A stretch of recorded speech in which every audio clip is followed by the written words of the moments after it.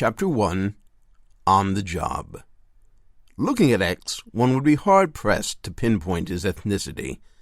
Olive-skinned, with prominent cheekbones and thick, close-cropped hair the hue of raven's feathers, he could be, one might argue with equal conviction, Greek, Italian, Turkish, Arabic, Hispanic, or Indian, either the dot or feather kind, as a former associate once jocularly put it. The fact that he was fluent in 6 languages and could convincingly fake accents of a dozen others, not to mention his mastery of a slew of regional American dialects, served him well in his vocation, which was, of course, identity theft. Today X happened to be Jewish, and today his name happened to be Arnold Feinberg of Great Neck, Long Island. Dressed in a crisply pressed gray business suit, he sat in the local branch of the First Federated Bank, across from an assistant manager, a lean brunette with the even features and wrinkled visage of an over-the-hill beauty queen. "Your electronic transfer cleared last night, Mr. Feinberg," she told him, and gestured toward a desk where a bald co-worker was busily stamping documents. "The check is printing out over there." X never liked this part. The process by which information was beamed to a printer and churned out seemed interminable, although logic dictated that it must travel at close to the speed of light. The data seemed to hover in limbo for an unnervingly long time. Quite unwillingly, he would find himself vividly imagining FBI agents bursting through skylights, rappelling down walls from all directions, and piling on him like linebackers. But he feigned nonchalance and smiled patiently. "I'm in no hurry," he assured her in a cultured New York accent with just a hint of a Brooklyn pedigree. It was an accent X had mastered exquisitely, he thought with considerable pride. The next item on the agenda is shoe shopping with a little woman, so time is not of the essence. At last the check printed out. The figure $168,017.03 standing out in a crisp, elegant font. No G-men came crashing through the skylight. He was not tackled, handcuffed, or ordered to spread 'em. "We'll certainly miss having you as a customer, Mr. Feinberg," the assistant manager said as she slid a document across the desk toward him. She sounded oddly sincere, although they'd met for the first time today. "Just sign here, and we'll close the account as you requested." "Thank you," he replied. After he signed Feinberg's name, he stood and turned to go. "Just a minute," the assistant manager said. X turned slowly. The woman looked about furtively. X could not be sure exactly at whom. It was someone behind him. He was, however, quite sure that out of the corner of his eye he could see a younger woman at a nearby desk meet her eyes and give a knowing nod. "I need you to accompany me to my office for a moment," she said, now wearing a blank, unreadable expression. X looked at his Cartier watch as if time were suddenly of the essence. "As a matter of fact, I really do have to go," he began lamely. "This will only take a minute," she said pleasantly, but authoritatively, still wearing that poker face. "I promise." X glanced longingly at the large plate-glass doors, gauging how quickly he could sprint to them. A burly security guard with biceps like the Rock's stood at the exit and now turned to face him. "Fine, then," he said, turning a shade pale. She stood and led him through a maze of desks. One co-worker looked up and seemed to scrutinize him. 2 others he caught hastily looking away.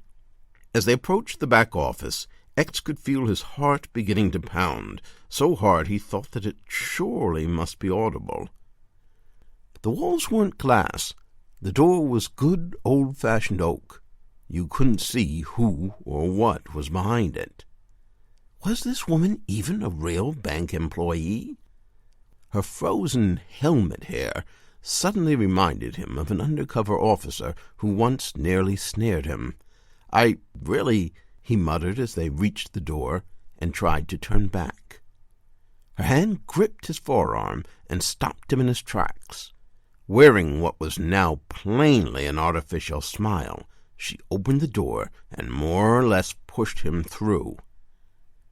The room was empty, save for a shelf full of assorted giraffe-themed knickknacks and a photo of the bank employee at the Grand Canyon with 2 teenage boys and an older man sporting a receding hairline. The assistant manager went to her desk, reached into a tray, and plucked out a business card. She took a pen and began to scribble on the back. "I just wanted to be sure that you have this," she said, handing him the card. He glanced at the front. Leslie Middleton, assistant manager, First Federated Bank. She'd given her name before, and he'd promptly forgotten it. He flipped the card over and saw a cell phone number, accompanied by the words, "Call me," and a smiley face. When he looked up, she was blushing profusely. "If you need anything, be sure to contact me," she said with a coy smile. "I'll definitely do that, if something comes up," he replied warmly. As he turned to go, his heart rate returning to normal, he noticed the jar of lollipops on her desk. "May I?" "Help yourself." He dipped his hand into the jar and plucked out a lemon-flavored lollipop. Lemon had always been his favorite. Chapter 2.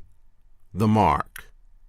Swiping Feinberg's identity had been monumentally easy. The real Feinberg, a rising exec at an advertising firm, had applied for a mortgage online and was blitzed by offers from numerous banks and brokers. What he had no way of knowing was that one company, Worldwide Bank, was bogus, and its website existed solely as a device for collecting personal data from unsuspecting customers. Feinberg had to provide his mother's maiden name, his date and place of birth, his Social Security number. He also set up a password, which was Amber. This, incidentally, was not his wife's name nor his daughter's. Perhaps it was a former paramour for whom he still carried a flame. In any event, Feinberg made the all-too-common error of choosing the same password he'd used for all his personal accounts. Plus, he provided the numbers of all his savings, checking, money market, and brokerage accounts.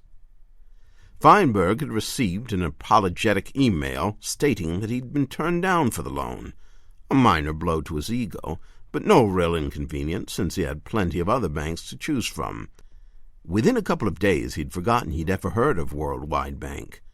But by then, of course, all the raw material needed to fabricate Feinberg's doppelganger had been obtained. Taking the Long Island Railroad back to Manhattan that afternoon, X congratulated himself on a job well done and phoned ahead to Samantha, his partner in crime and erstwhile girlfriend. "Any hitches?" she asked. "Smooth as a baby's bottom," he assured her, while perusing Bloomberg on his iPad to see how their stateside investments were performing. "Hurry back. I've got a surprise for you." X frowned. He did not like surprises. Indeed, he preferred events to unfold like clockwork, according to a meticulously conceived plan of his own design. Knowing this preference all too well, Samantha hurriedly added, "It's good news. You won't believe what our Homeland Security—" "Sounds like pillow talk, Sam," he broke in. Pillow talk was their code word for a topic that should not be discussed over the phone, and almost exclusively referred to a criminal enterprise. Okay, get your ass home quick. I'm getting wet just thinking about this thing." X grinned, pleased by the jeweling promises of a major score, an afternoon delight. Returning to his iPad, he thought, life is good. Mind you, X did not think of himself as an identity thief. Indeed, he bristled at the term, sometimes making the point that a person's identity cannot be stolen. "Why, it makes about as much sense as to speak about stealing a soul," he once observed. He would instead refer to borrowing the identities of his marks, a term he preferred to victim. Among his cohorts, he described himself as a professional impostor, and took tremendous pride in his chameleon-like ability to alter his appearance and speech patterns. An impostor, X lectured Samantha on more than one occasion when waxing philosophical, practices the highest level of acting. The performance has to be absolutely flawless, because the penalty for failure isn't a bad review. It's a stint in Attica. He sometimes spoke of his craft with the kind of reverence one might expect from a long-in-the-tooth member of the Barrymore clan rattling on about the theater. Of course, X boasted no such impressive lineage. He could be maddeningly cagey when discussing his past with his accomplices. His place of birth, true name, and ethnic background were details he never divulged. But while spooning in the blissful afterglow of his first roll in the hay with Samantha 3 years ago, he revealed this much. His immigrant mother had worked as a maid for a series of families, and on not one but 2 occasions she'd been taken advantage of, once in a pantry, once on a freshly mopped kitchen floor. So he felt he was striking a blow for all those who clean the toilets of the hoi polloi, the little people who drive their limousines and trim their hedges, as he once put it. Because he limited his practice to targets who boasted a net worth in excess of $500,000, he felt that he was redistributing wealth. "We're like Robin Hood and his merry men," he once declared, when trying to persuade a reluctant geek in a computer repair department into turning over a disk bearing a copy of a certain celebrity's My Documents file. X resided in a loft in Lower Manhattan leased to Mel Gallo, a name X rather fancied. There existed, as one might guess, a real Mel Gallo, who'd been unfortunate enough to pass X in a crowded New Jersey restaurant 11 months earlier. This fellow patron's wallet contained several RFID-enabled credit cards and a Veterans Administration ID card. A radio frequency identification chip on these cards allowed data such as the bank name and account number and the vet's social security number to be read a short distance away. This makes transactions smoother than cards that rely on magnetic strips. It also allowed the identity thief's handy-dandy little scanner to pick up the information 4 feet away from the real Mel Gallo. Honestly, it was little more than an updated form of good old-fashioned shoulder surfing, standing next to an old lady at a checkout counter and memorizing her name, address, and bank account information as she scribbled out a check, to the annoyance of the growing line behind her. But X found this much more dignified and hoped to get a good deal of mileage from the little gizmo before more people wised up and turned to the new electronically shielded wallets. The apartment was on the 5th floor, accessed by an old-fashioned elevator that rattled unnervingly as it crawled up. But X, who was a bit claustrophobic, preferred to trot up the stairwell, eerily lit though it was. Their digs were far from luxurious, surprisingly Spartan, one might even say, because they were prepared to skip town at a moment's notice. Bags were packed in a closet. A genuine Miro, obtained a year earlier in an auction house scam, was one of their few extravagances, along with a few pieces of antique furniture. No, rather than invest in pricey furnishings, designer clothes, or luxury autos, they stashed most of their funds in the Cayman Islands, while rolling the dice with some small change on Wall Street. One associate of X's, a retired flim-flam man in his late 80s, scolded him that this frugal approach was folly. "Spend it while you've got it," the wizened old Irishman advised between puffs on a cigar. "That way, if you end up in jail, at least you'll have memories of having lived like a king." But X had no more intention of winding up in prison than becoming Emperor of Japan. He was, So he thought, far cleverer than any lawman. As soon as he opened the door, Samantha, blonde and voluptuous to the verge of being pleasantly plump, rolled away from the computer where she did the majority of her work, hopped off the swivel chair, and wrapped her fleshy arms around him. "Where have you been?" "The trains were slow." She sniffed his collar. "You didn't stop off at some old girlfriend's, did you?" He sighed. "Yes, I confess. Jessica Alba and I spent 20 minutes knocking boots, and I have to say she's not all she's cracked up to be. So a three-way is out." She smacked his shoulder with mock anger, and they kissed. When not accusing her partner of infidelity, Samantha had the perky manner of a morning news personality. She projected sufficient warmth to easily convince people to surrender the most personal information over the phone. When she called potential targets posing as a representative of the IRS and said, "I have to verify to whom I'm speaking. What is your Social Security number?" they typically comply without hesitation. Although her flair for dialects was by no means as impressive as X's, she could pull off regional accents well enough to sound like your next-door neighbor, whether she was calling Boston or Mississippi. Even when she posed as a debt collector, homeowners would readily spill their entrails. When talking to a man, her voice would become so sweet, even the gruffest old curmudgeon would melt. Apart from phone work, Samantha spent most of her time on the computer, creating impeccable dummy web pages and deluging the internet with emails sent to potential marks. Phishing, as it was dubbed by authorities. Perhaps due in part to her sedentary job, she was 15 pounds overweight and insecure about it. She tended to become hysterical if X eyed the legs of a pretty girl on the street. She once pouted for a day when he opined that J-Lo had a nice butt, as if this were somehow a veiled commentary on her own derriere. Yet, and X would never admit this to a soul, there came a certain security in having a woman that not every young stud was banging down doors to bang. Okay, X demanded. "What's got you so fired up you blab over the phone like some kind of newbie?" "Take a look at this," she said, eagerly leading him to the computer terminal. "You'll never believe who we hooked in the Homeland Security hustle." Many low-level identity thieves relied on dumpster diving, retrieving documents that victims had failed to shred, such as bank statements, pre-approved credit card applications, and deposit slips.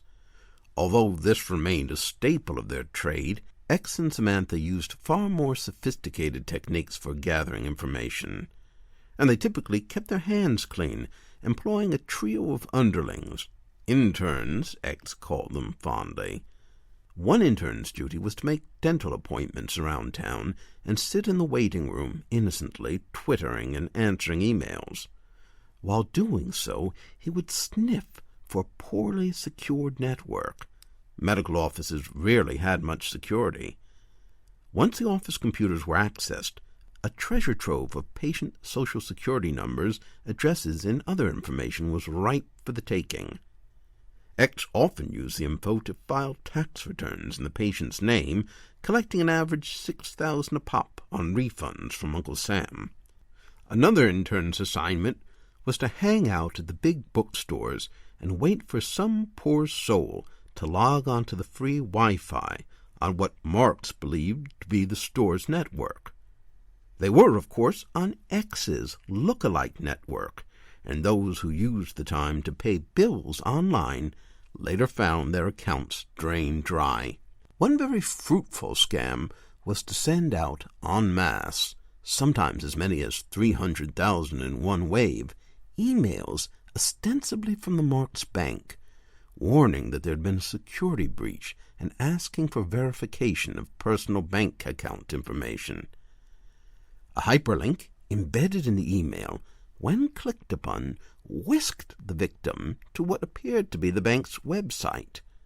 The spoofed sites, as they were called in the trade, looked entirely authentic because Samantha loaded them with official-looking logos ripped off from the real bank's website. In a lucrative variation of this scheme, Samantha would phone, claiming to be from the state superior court, politely but firmly warning people that they'd shirked jury duty. To avoid fine or arrest for contempt of court, the Marks must cooperate by immediately turning over personal information such as their Social Security number.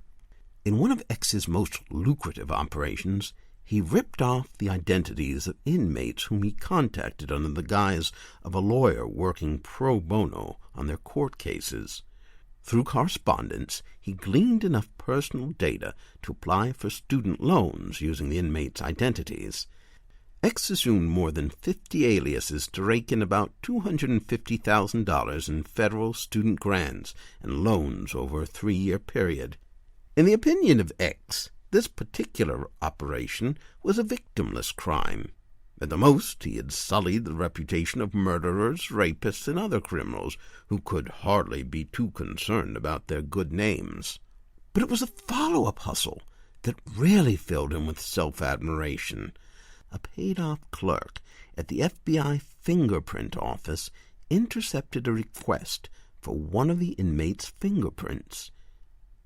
He substituted X's prints, which Samantha had emailed to him in a PDF file. The switched prints, along with a few forged documents, helped X to assume the identity of the criminal.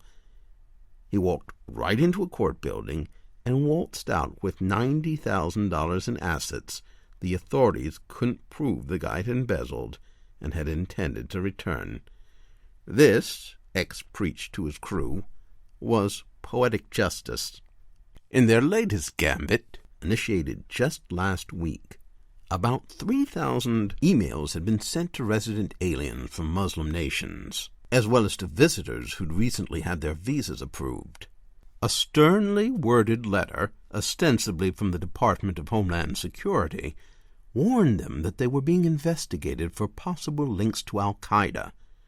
They were directed to a website where they were asked to provide detailed information about their assets, financial transactions, charitable donations, etc. "Have I got a live one for you?" Samantha declared, gleefully steering him toward the computer screen. Her voice was giddy and her face was flushed. Getting Samantha to achieve orgasm in bed was an exhausting chore, but the intense thrill she got from larceny was almost scary. She pointed triumphantly to the screen as a name materialized. "Ali Nazir," she read. "He's a filthy rich Kuwaiti playboy who visits the States once in a blue moon. When he does, he blows through money like there's no tomorrow. Luxury cars, yachts, jewelry, and fur coats for his wives, concubines, girlfriends, hoes, or whatever. He also gambles recklessly and has a history of making enormous wire transfers to cover his losses." X smiled. This was right up his alley. The target was clearly an asshole who richly deserved to be parted from his riches, or at least a significant portion of them. Samantha continued, "Here's the sweet part, X. Virtually no one in the country knows what Mr. Moneybags looks like. He's been written up in all the London and European tabloids, but he's notoriously camera-shy." She clicked to another window, revealing a page from the London Sun, crammed with screeching headlines all vying for attention. One large headline read, "Harem Scarum. Arab playboy adds movie scream queen to his stable." The photo showed a bosomy British starlet who, as far as X could glean from his quick glance at the article, had dumped her rock star boyfriend for Nazir. The curvaceous crumpet stood arm in arm with a turbaned man whose back was to the camera as he directed her attention to his Arabian stallion. "You see, just pictures of her, never his face," Sam went on. "The last publicly available photograph of him, which I got after a lot of Googling, was taken when he was a student at Kuwait University at the age of 19. She held it up. "Look like anyone we know?" The group photo, taken outside of what appeared to be a dormitory, was fuzzy, but with the large, somber, dark eyes, heavy brows, and prominent nose, he could easily have been X as a teen. Nevertheless, X mockingly protested. "Oh, come on, is my schnoz really that big?"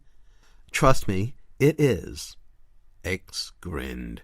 For starters, that would make forging a passport and an international driver's license a cinch.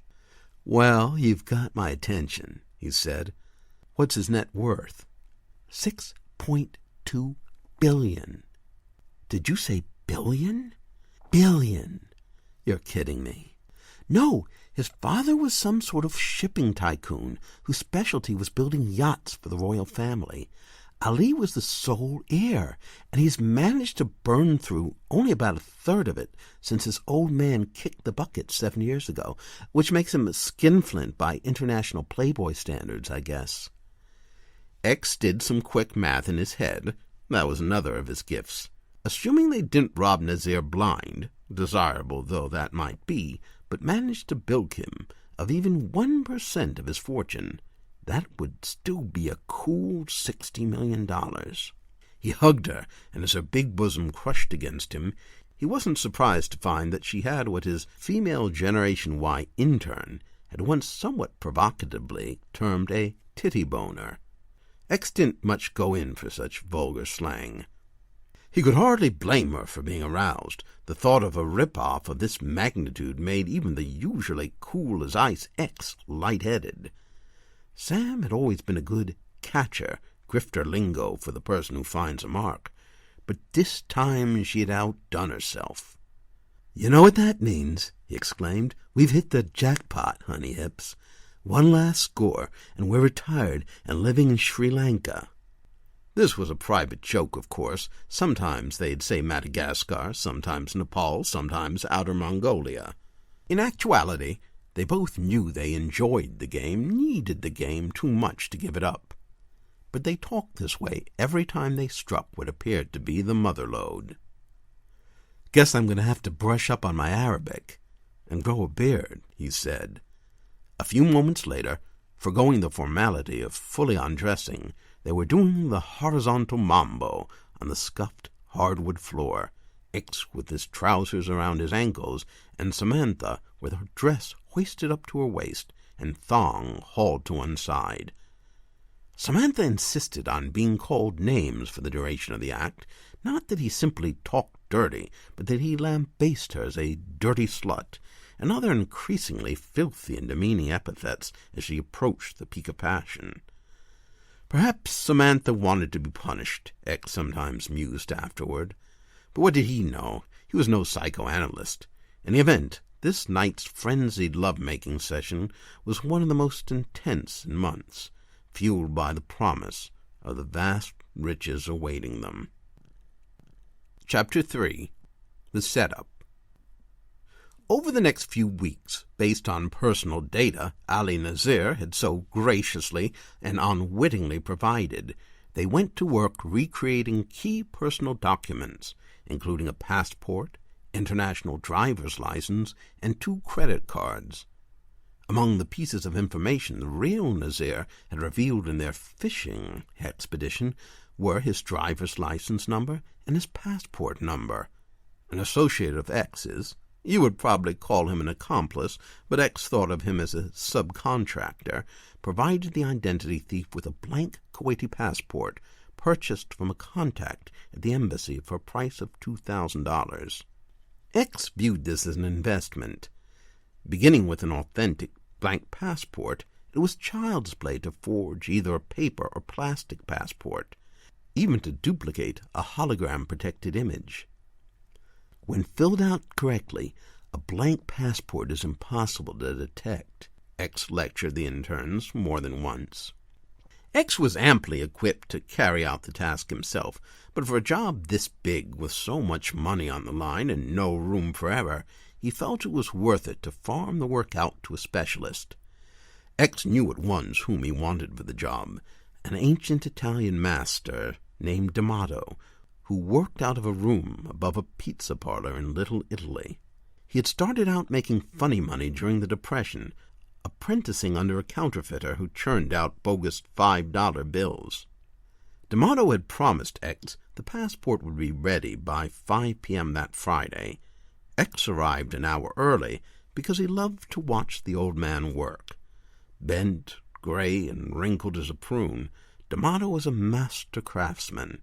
It was like watching some old-world violin repairman tune a Stradivarius. X watched, fascinated, as D'Amato fed a blank passport into a laser printer.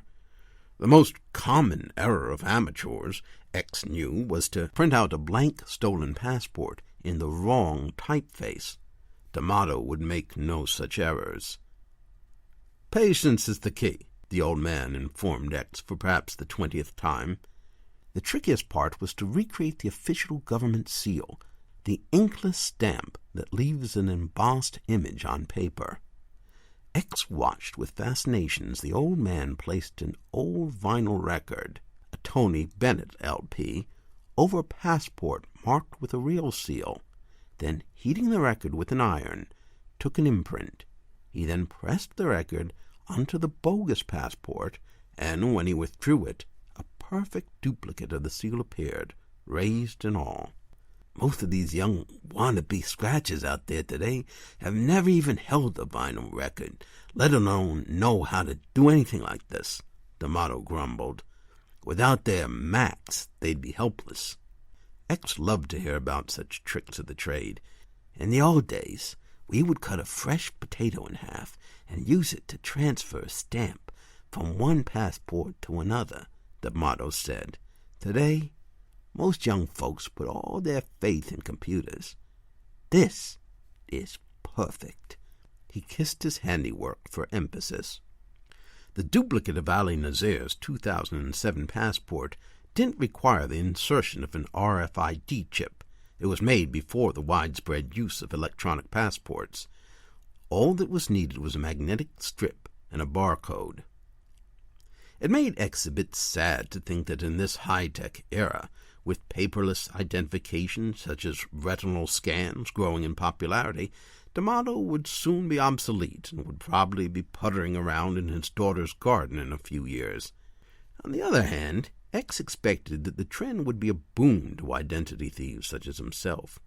He and his colleagues were already using their wireless scanners to read e-passports at close range, electronically pickpocketing airport passengers of their passport information. In any event, Ali Nazir's real passport had been issued long enough ago that the old-school approach was just what the doctor ordered. D'Amato handed X the dummy Al Nazir passport and the genuine Kuwaiti one he'd used as a model. Except for the names, passport number, and salient data, which X double-checked for accuracy, the fake travel document was indistinguishable from the real McCoy.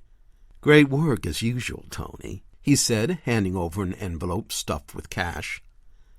X was satisfied with the result. There were more than a dozen different versions of the United States passport alone in circulation. It would take a bona fide passport scholar to be able to detect the difference between a real and fake Kuwaiti passport. The mark, X was able to ascertain by running a game on a Kuwaiti airline staffer, wasn't scheduled to visit America again for another 2 months. That gave them nearly 60 days for X to impersonate him and hopefully suck up his money like a vacuum cleaner. To get a fuller picture of Ali Nazir, Samantha phoned his credit card company, Fraud Prevention Number, claiming to be the Fat Cat's executive secretary. Informing the customer service representative that her boss was concerned that there was suspicious activity on the account, she requested detailed records of the credit card use for the past 6 months. Samantha asked that the material be FedExed overnight to the front desk of Manhattan's exclusive Mayflower Hotel, where Mr. Nazir was staying. The concerned customer service rep agreed to oblige. X, who checked in as Nazir, collected the documents the next day. He called back and reassured the credit card rep that all the charges were legit, and provided updated information on how to contact him if any new suspicious activity cropped up. The credit card statements spoke volumes. He golfed. He tipped lavishly. He had an internet account he used to keep in daily contact with business associates and frequently gambled online. He had a penchant for Western call girls and apparently great confidence in his own stamina because he generally paid for 2 at a time. Although he was a bon vivant, he was a teetotaler. No champagne or wine had been ordered by room service. "It amazes me how these Arabs can be so uptight when it comes to booze, but are such big fans of whores and strippers," Samantha observed. "Remember those 9/11 hijackers, how they spent their last night on Earth getting lap dances at a titty bar?" "Never underestimate the appeal of a pair of big American hooters," X said, tweaking her right nipple playfully. Within 2 weeks, X had Ali Nazir's driver's license, passport, and the numbers of his bank accounts in New York, London, Dubai, and Riyadh. More than enough to execute their plan. Chapter 4. The Playboy. In most identity theft rings, the culprit who actually exposes himself to risk by purchasing goods under the stolen name is a peon at the bottom of the pecking order, akin to a drug mule who transports contraband stuffed up, well, you know where. But X took pride in his ability to play almost any role. He would rarely trust anyone else in the crew to be the inside man. Besides, of course, in this case, he had the advantage of that fortunate resemblance. D'Amato's passport did the trick.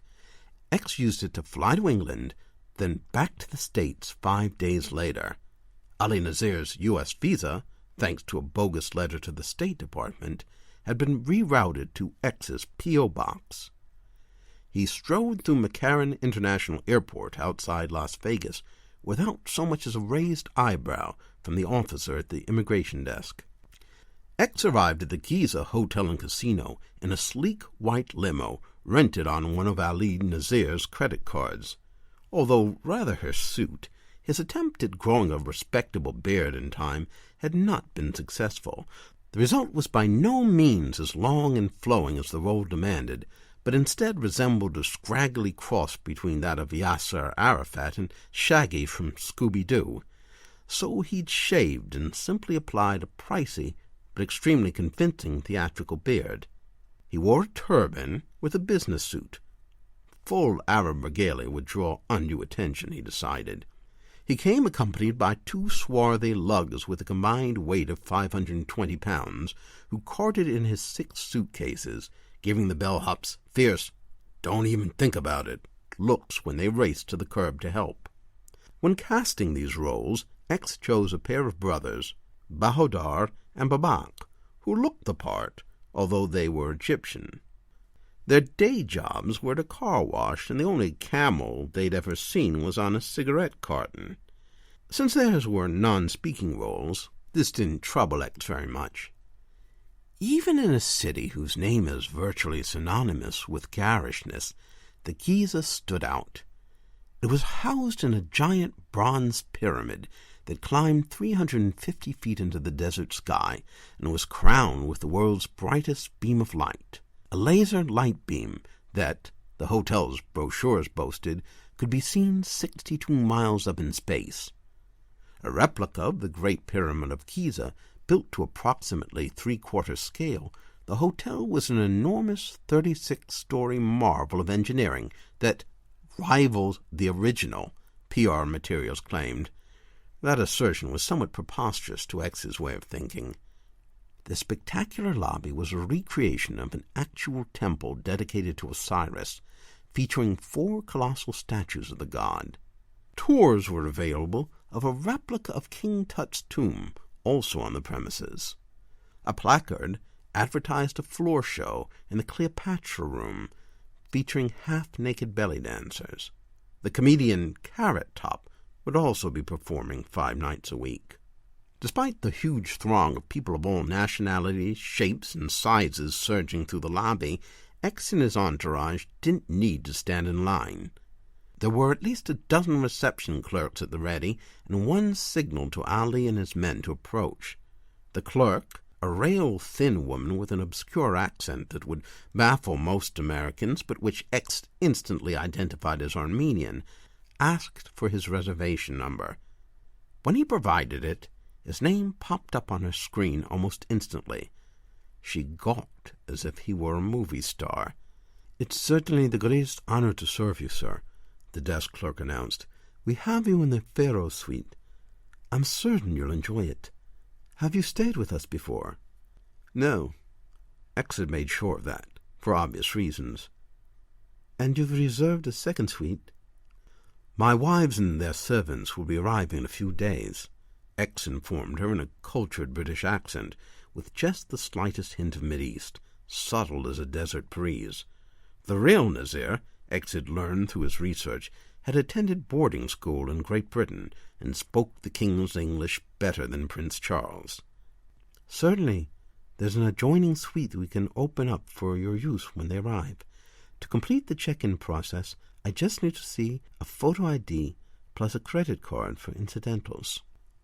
He produced his passport and a forged platinum MasterCard. X had learned not to stare at a clerk who was perusing personal documents.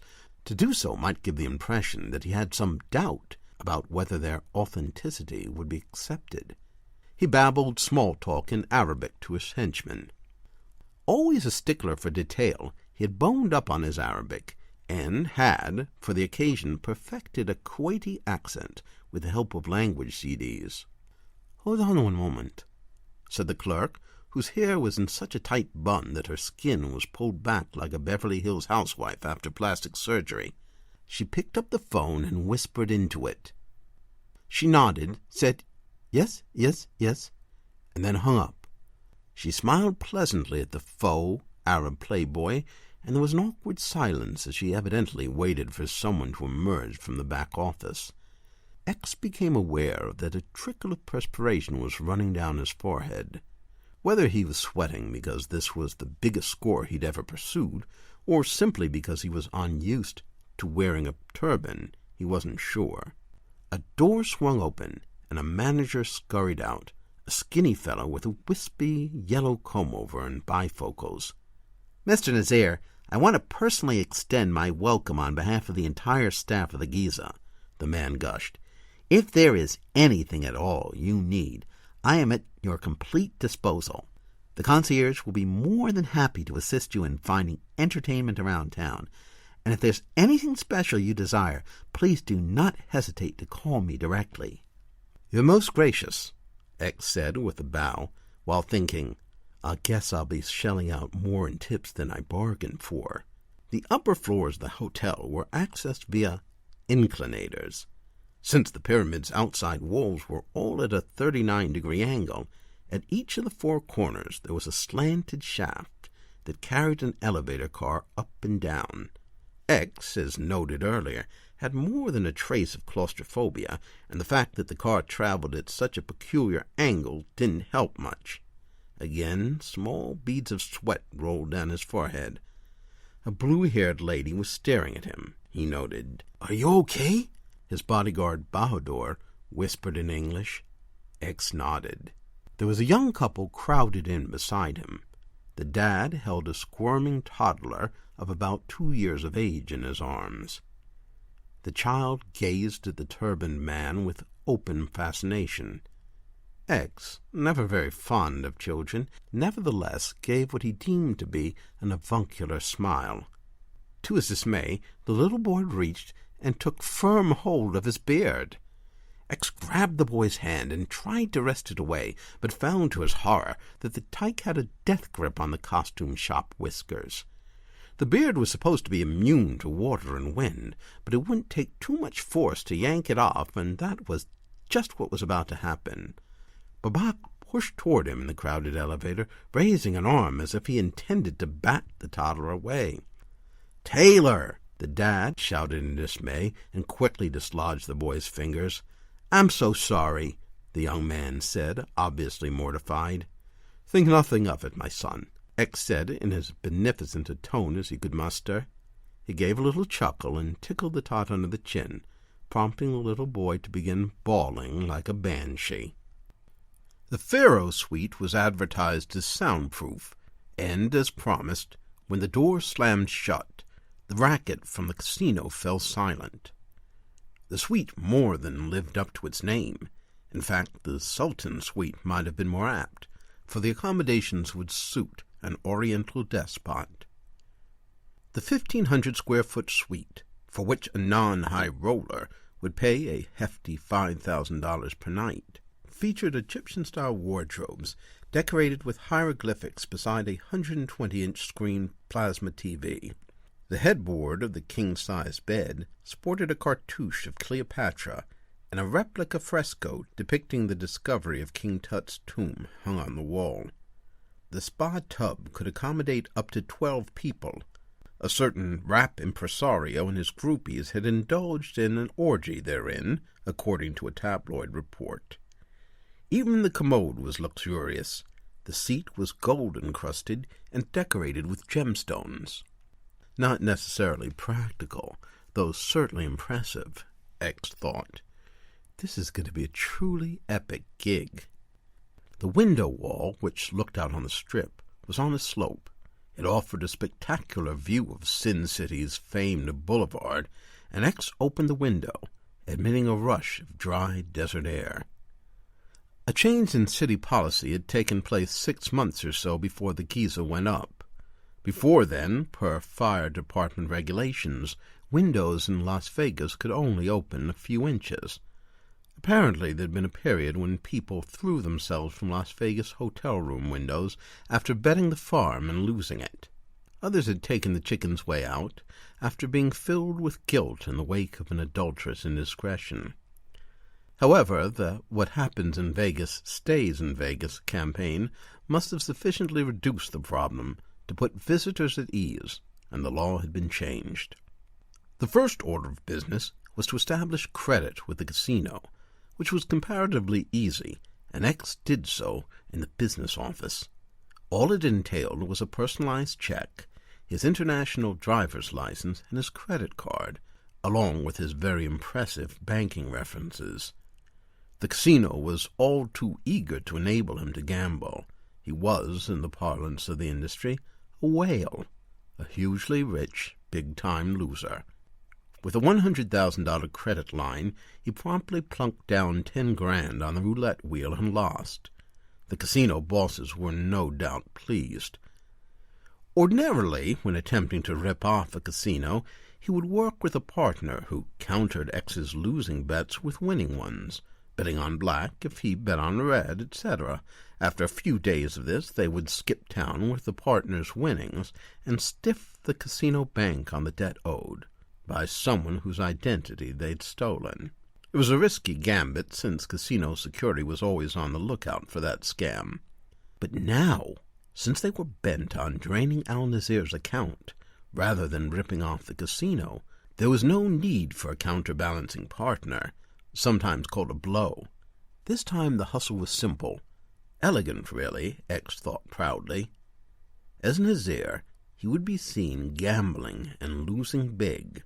He would require a transfer from his bank. He would wire $2 million to the casino's business office, which X would then promptly wire to his own offshore account.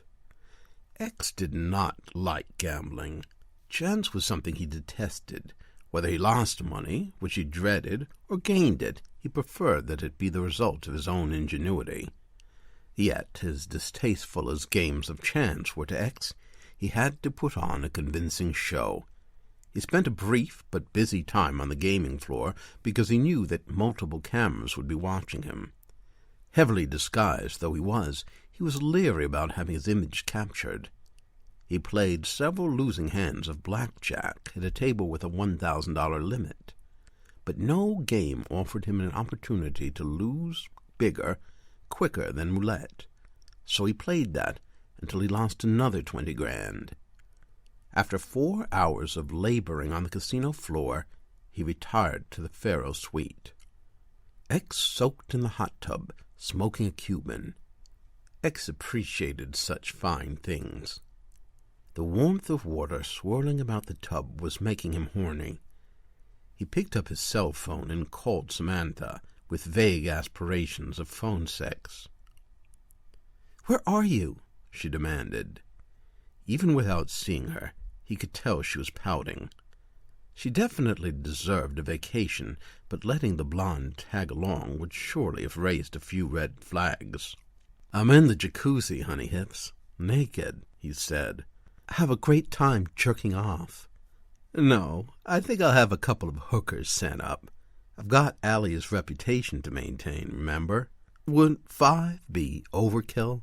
"You better not, if you want to keep your balls." "Party pooper."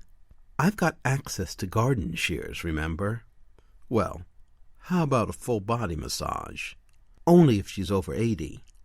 "How about a man?" "Maybe." "Okay, I'll ask for male masseuse. Scout's honor." This was, in fact, a white lie, a concept that, you might not be surprised to learn, X interpreted broadly. He had no intention whatsoever of having a male masseur. The thought of a man's hands on his naked body was enough to make him puke. Even a manly clap on the back made him uneasy. No, he would certainly express a preference for a female masseuse. X had no hidden, libidinous agenda. He simply knew Samantha too well to be perfectly candid. She would fret all day and call on the hour. A short time later he called downstairs to schedule a massage, and after being put on hold for a surprisingly long time, he was told, apologetically, that one would not be available until the following evening. He was only slightly disappointed. The next day he gambled equally badly, and by mid-afternoon, $90,000 blown, he was ready to make his move. X sat in the casino bank, located within the lobby, listening patiently as the manager spoke on the phone with a party at Al-Nazir's bank in London. "He wishes to make a wire transfer in the amount of $2 million, the manager was saying. There was a pause as someone spoke on the other end of the line. X glanced around the bank at customers of all races and virtually every nationality on earth, a United Nations of suckers who refused to believe the house always wins. A young man with orange hair, seated behind a desk, appeared to be staring at him. As soon as they made eye contact, the redhead looked quickly down at a stack of papers on his desk. X felt a wave of paranoia wash over him. "The funds will be available in 24 hours, sir." X had hoped the transfer could be expedited, but he said, "That's quite all right." He got up, took a quick look at the red-haired man, who now seemed oblivious to his presence, and left. Chapter 5. The Game. That evening, at the invitation of a Texas agribusiness tycoon, he played a few hands of poker with 4 other high rollers in a chamber called the Nefertiti Room, set aside for such private gatherings. Mahogany paneled, with a 19th-century map of Egypt lining the wall, it resembled a meeting room of the Royal Geological Society in the Jules Verne era.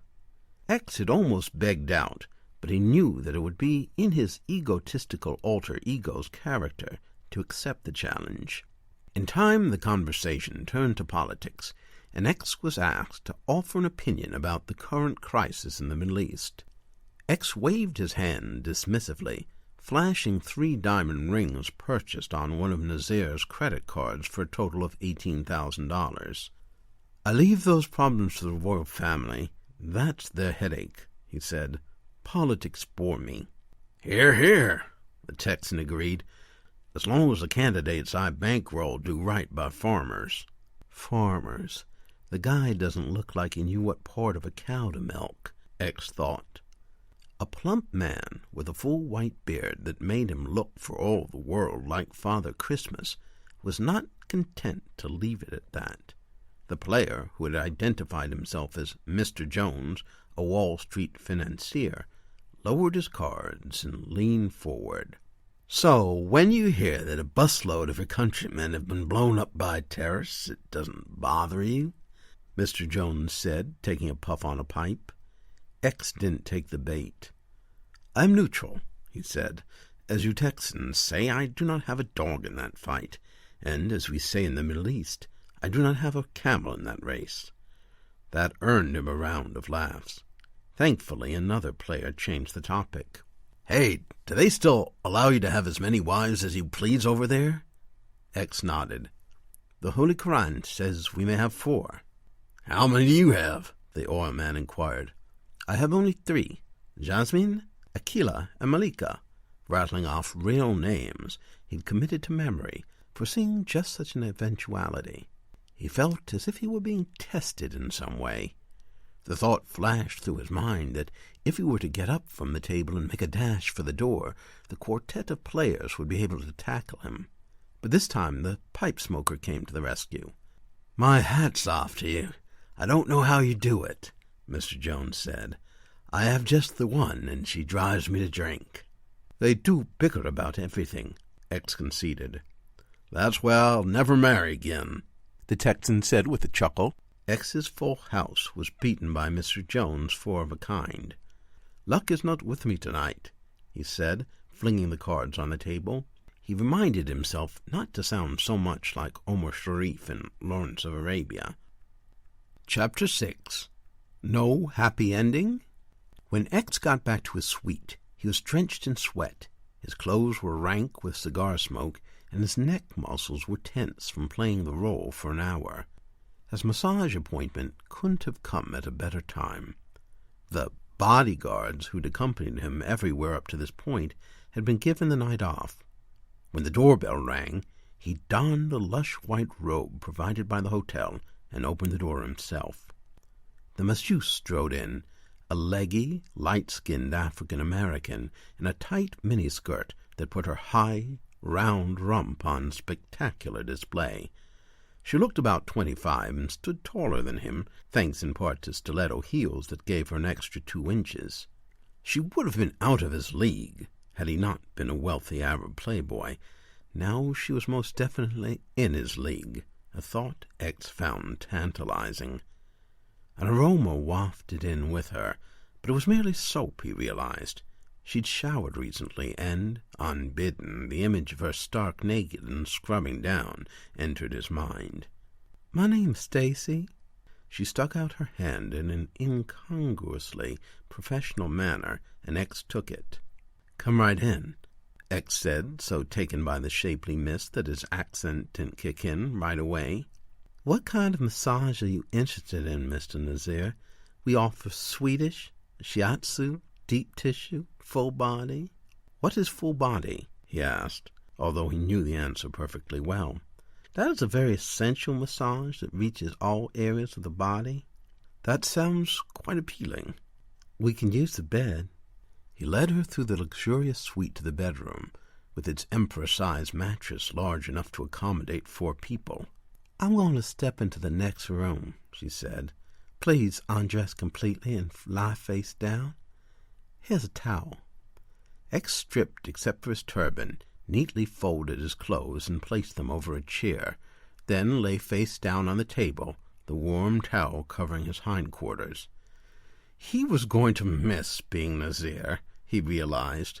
The thought of returning to his old existence, holed up in that apartment in New York, suddenly seemed dismal. Of course, with the money they earned from this endeavor, he could live like a prince anywhere in the world.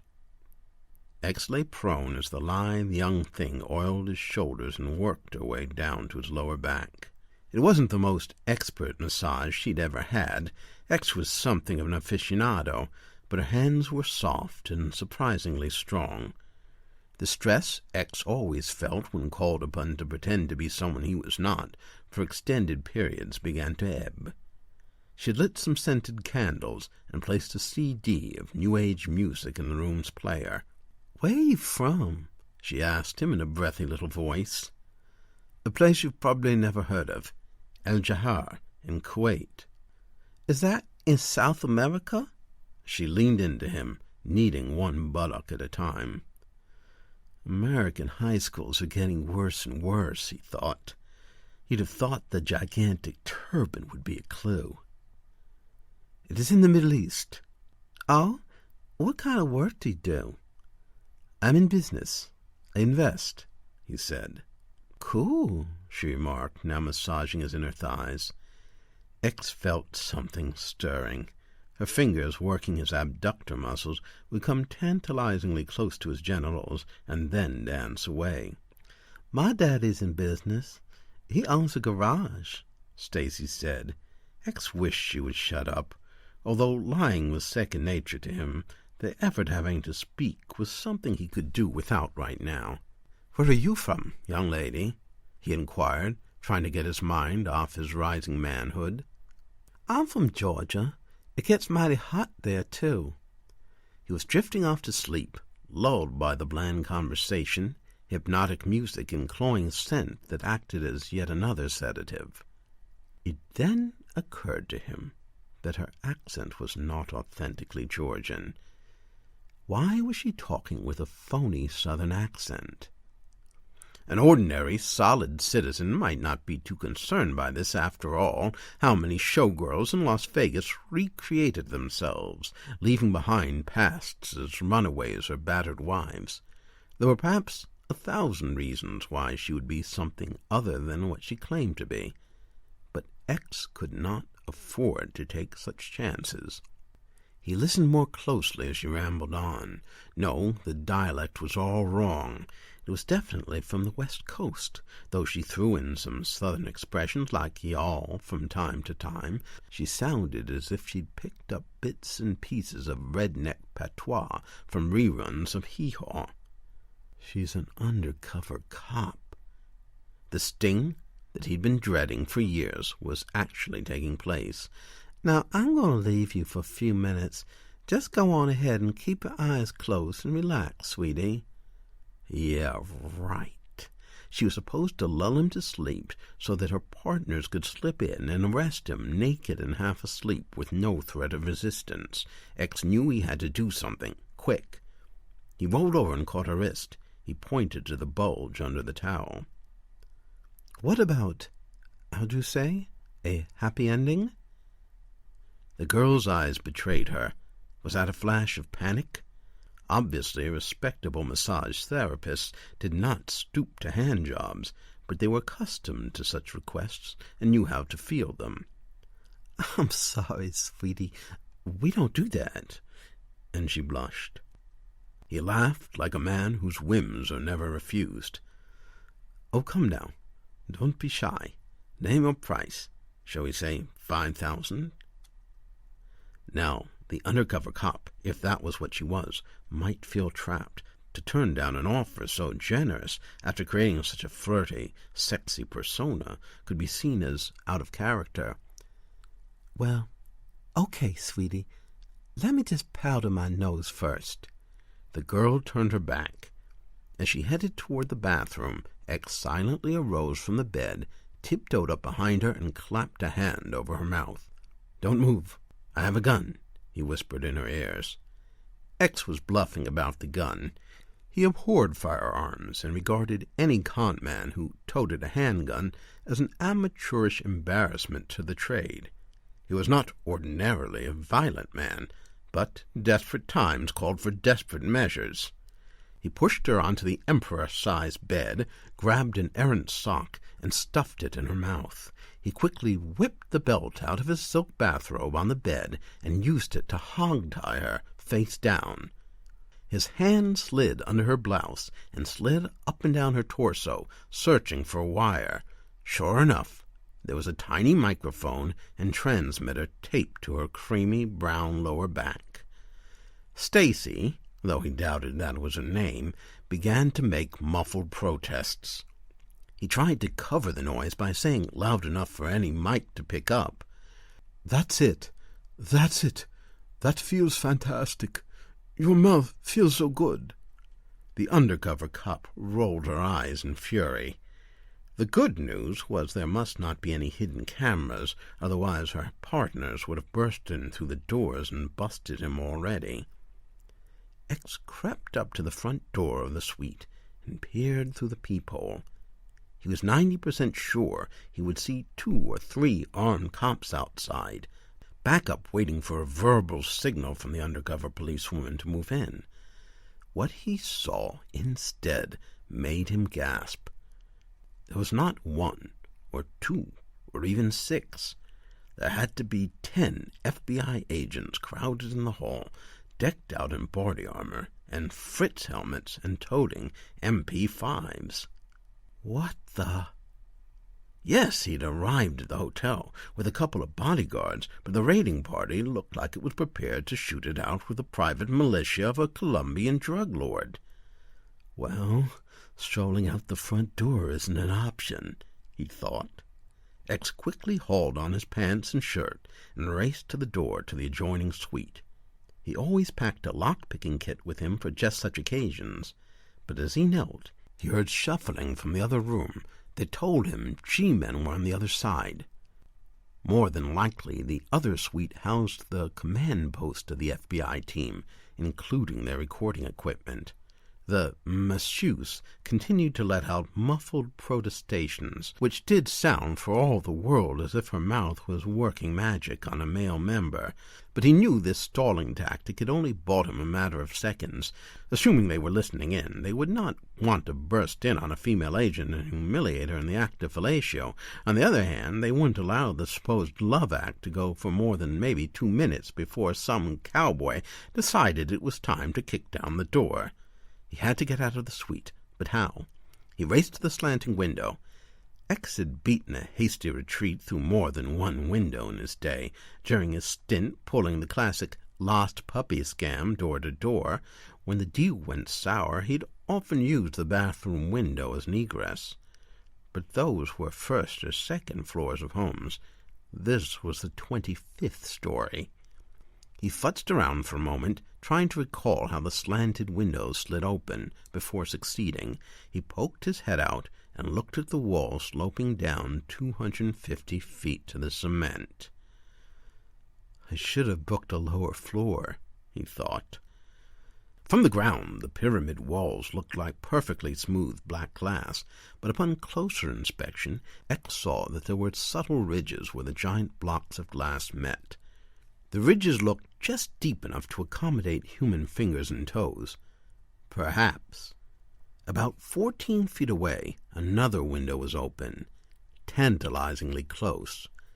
X, whose mountaineering skills were meager, hesitated. If he slipped, he'd go sliding down and slam into the pavement below, as surely as if the angle was 90 degrees instead of 39. But X could not go to prison. The image of a concrete prison cell was more terrifying at that moment than that of his body as a heap of broken bones at the foot of the pyramid. He could imagine himself as the smallest guy in the cell, receiving the unwanted attentions of some tattooed gangbanger. That unpleasant image propelled the identity thief into action. He began to climb out the window. He did not, fortunately, have much fear of heights. In fact, in his boyhood, the rooftop of the mansion where his mother worked as a maid had been one of his places of refuge. Stacy managed another muffled protest, perhaps warning him of his folly. "Yes, I'm almost there," he groaned as he slithered out. X's fingers and toes fought for purchase on the tiny ridges as he inched his way toward the other window. The ridges were slighter than he'd thought, no more than a few centimeters deep. Another thing he hadn't factored in was how windy it was up here. It felt as if a sudden gust might at any second yank him from his precarious position. Those 14 feet looked awfully far away now. X resisted the temptation to shut his eyes. "That's it," he thought. "That's it. Keep going. Not far now." A loud noise from his suite, a door being kicked in, startled X, and he lost his grip. Suddenly he was cascading down the pyramid, like a child sledding on ice. He was too scared to even shriek. Now he did shut his eyes, although the image that filled his mind, his body smashing into the pavement and splattering like a tomato, didn't much put his mind at ease. He slid down at least 30 feet, down a full 3 stories, picking up speed as he descended. Then, miraculously, X skidded across another open window. His hands caught the metal window ledge, and he gripped it for dear life. X dangled for a couple of seconds, letting out a deep sigh of relief. I can't believe I'm alive, he thought. Using all his upper body strength, the identity thief hauled himself up.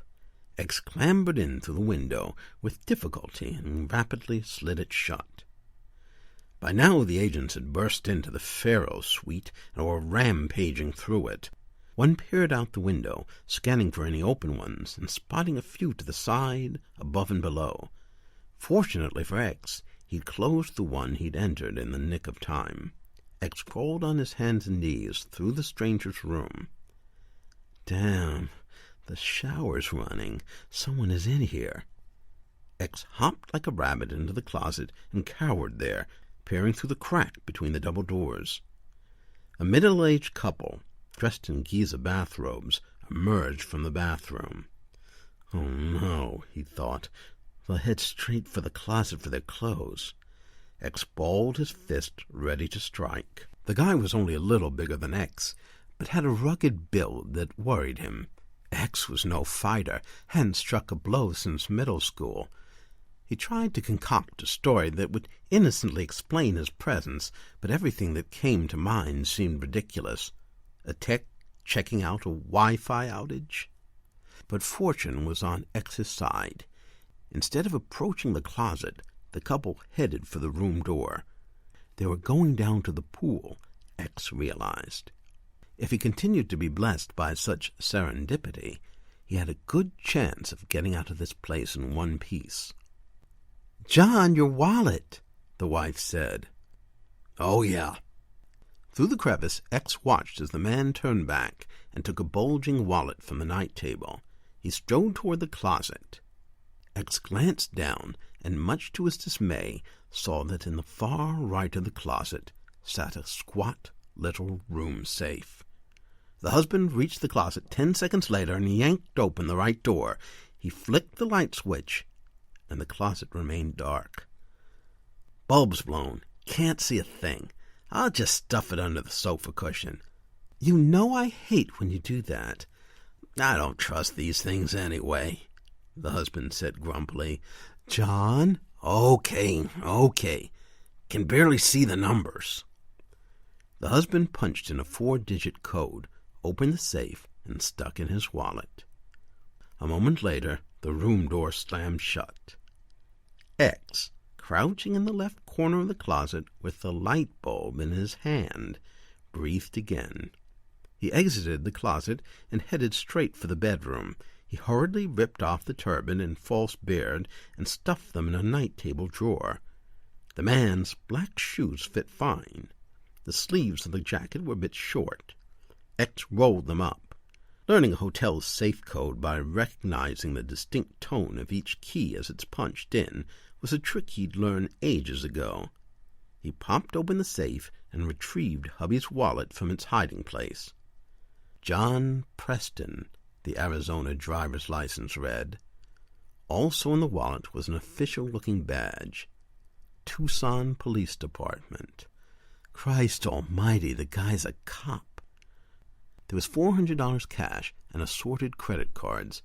X stuffed the wallet in his pants pocket. There was a holstered .45 in the night table. Even in a state of panic, X was not tempted to take it. He found his cell phone plugged in and hurriedly punched in Samantha's number. On the third ring, she answered. "Sam, remember to pick up my medicine," he told her. "What? Why?" she demanded. "Can't talk now," he shot back and hung up. That was another code phrase. Within 15 minutes, Sam would have vanished from the apartment. The operation had blown up in X's face, and it felt as if his world were crashing down on him. But he had an ace in the hole, Stephen Holdenbrook. Stephen Holdenbrook was X's ultimate creation, an identity so perfect, so complete, that X could step into it and disappear forever. In a parking garage in the Trump Casino, walking distance away, was a green Ferrari. In the glove compartment lay stashed $100,000 cash and documents authenticating his identity as Holdenbrook. X thought of that car, always parked near a job site, as his lifeboat. If he could get there, he would be safe. Of course, that left the minor task of getting out of this building. He looked out the peephole, and seeing no one in the hall, ventured out. X pressed the button for the inclinator and stood trying not to tremble while he waited. The agents must still be checking out the floors above, he thought. They never could have imagined he'd made it down 3 stories, but they'd be down here any second. The inclinator arrived, and though it was crowded, X pushed his way in, earning him a look of chagrin from a porky occupant in a Michael Moore baseball cap and his equally chunky bride, who couldn't spare much space. He maneuvered to the back. Just as the glass doors whooshed shut, X saw a half-dozen agents emerge from a stairwell in the hall. X ducked down a bit, so he was concealed behind the obese pair, and the inclinator continued its descent. From his vantage point, looking down through the glass, he could see dozens of agents swarming through the casino. What in the blue blazes is going on? He was a small-time con man. Okay, maybe a big-time con man. This was no occasion for false modesty. What could possibly make him so important to the Justice Department? Whatever hopes he had nursed of simply walking out through the front door were dashed. X crossed the casino floor, where an unusual number of uniformed security guards, as well as men his practiced eye identified as undercover security personnel, were also roaming. He approached a beefy, mustachioed security guard. "What's going on?" X demanded in his toughest southwestern voice as he could muster. "What do you mean?" "Come on. All this heat." "I can't tell you anything, sir." X flashed the Tucson police badge. "Hey, I'm a cop. Cut me some slack." The guard leaned down and whispered confidentially. "Department of Homeland Security operation. There's some kind of terrorist loose. A high-value target." He didn't look bright enough to know precisely what high-value target meant. X felt his blood run cold. Some kind of terrorist. So that explained the Gestapo-type raid. What exactly was going on now came to him in a rush. All Nazir's carefree playboy persona was merely a ruse. He was actually some jihadist Scarlet Pimpernel. X couldn't believe his ill fortune. What were the odds, of all the thousands of potential marks that came into his sights in a year, that he would have chosen this one? "What does he look like?" X asked the guard. The guard looked around, then showed him a black and white printout of X's bearded face and turbaned head, caught earlier that day by a security camera. "I'll be on the lookout," X said, trying hard not to stagger as they parted company. "I'll try and keep it on the down low, on the down low, on the down low, on the down low, on the down low, on the down low, on the down low, on the down low, on the down low, on the down low, on the down low, on the down low, on the down low, on the down low, on the down low, on the down low."